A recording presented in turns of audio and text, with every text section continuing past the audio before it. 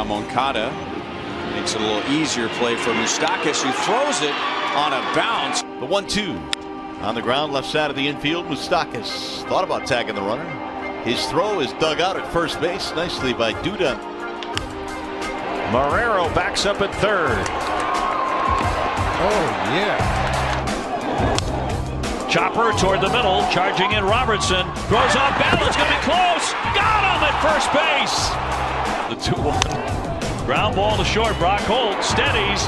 He throws. He skipped it and got it. All right, so today we're going to be looking into first base play, more specifically the reception piece.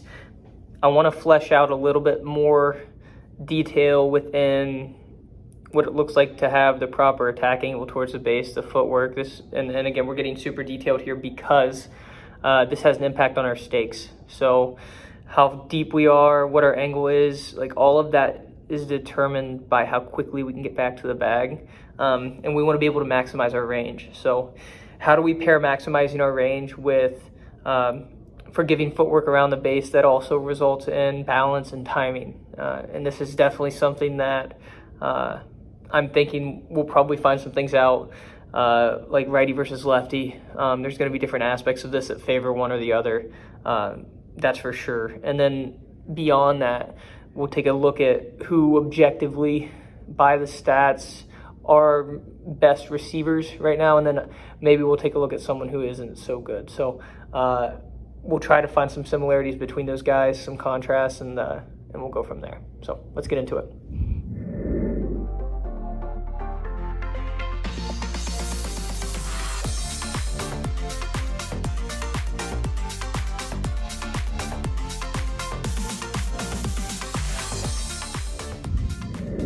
All right, so in addition to what you see on the screen, we're going to add a couple pieces of information. First, we're going to take the OAA data for these players. So for France, we've got a -15 OAA, and he struggles a bit more towards his right-hand side.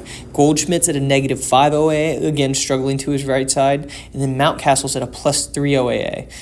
Really, like most of his negative points are to his right side. So we're noticing a trend here with better receivers. They don't move as well to their right. Now, this could be that they're right-handed throwers, but for the most part, you look at a guy like Naylor, he's +8, and he's +3 to his right side. So it could also be that maybe Naylor's prioritizing his range versus being able to get back to the bag quickly.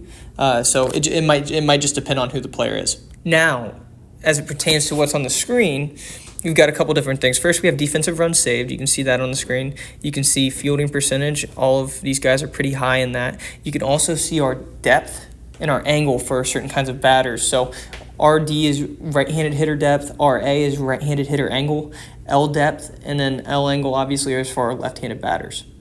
I've gone ahead and highlighted some things that I think are going to be pretty important as we go. So the first thing is we're noticing that Ty France, his angles that he plays at are way more towards his right than most of his counterparts. Most of his counterparts play a little bit more to their left. We've also got Mountcastle with some really unique right-handed hitter stakes. He's playing really, really deep, but he's also playing a little bit more towards second base, and you'll see why in a little bit.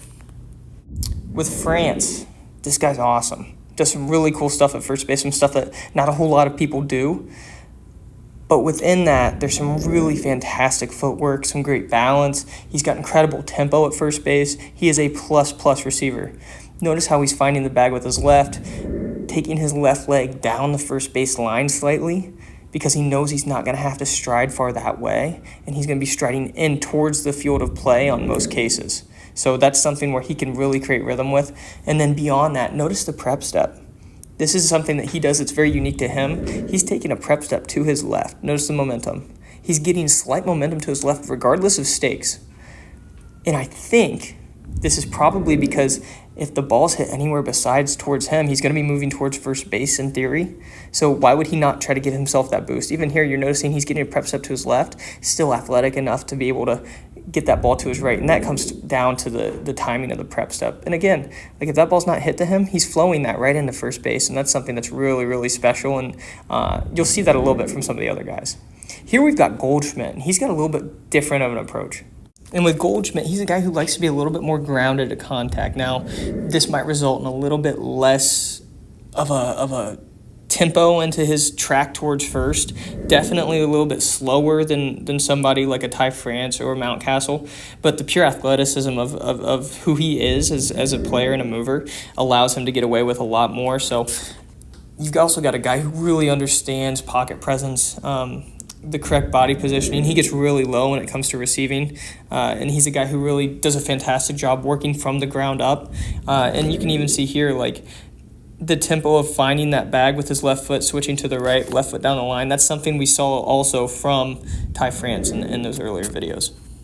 All right, so with Mountcastle, a couple things to point out. First of all, crazy good mover. This guy's super athletic, as we can see. Now, with right-handed hitters, this guy is so quick back to the base. He's able to play at a really extreme depth. He's way more deep than most players that play first base. And then beyond that, he's way closer to second base in most circumstances as well.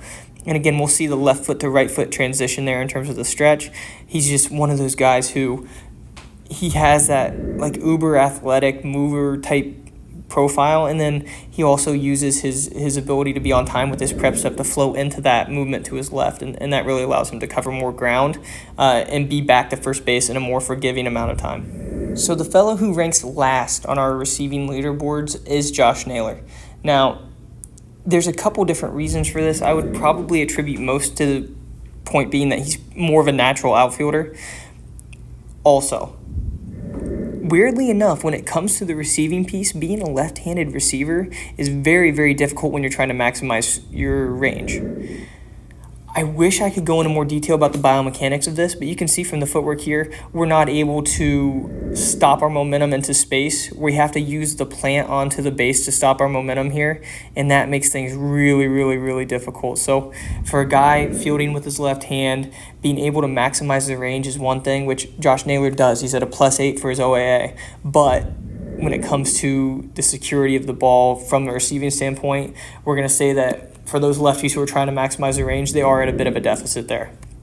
Another thing we can point to with Naylor is his right-handed hitter depth and angle. He's a guy who likes to play a little bit more shallow on a right-handed hitter, but that angle he's still trying to maximize, so he gets pretty close to second base.